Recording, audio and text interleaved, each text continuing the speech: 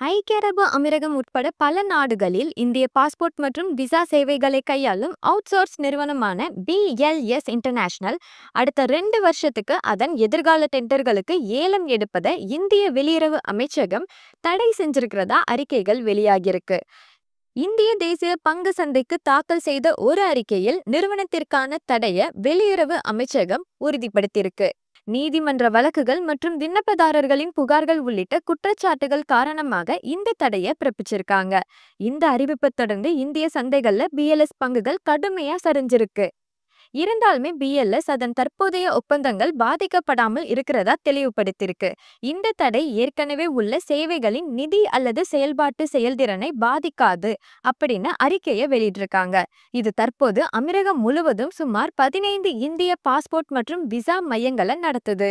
இந்த தடை எதிர்கால டெண்டர்களுக்கு தான் பொருந்தும். அதாவது BLS அபுதாபியில் உள்ள இந்திய தூதரகம், துபாயில் உள்ள தூதரகத்துடனான அதன் ஒப்பந்தங்கள் சுமார் 1 வருஷம் காலாவதியாகும் வரை அதன் தற்போதைய செயல்பாடுகளை தொடரலாம்.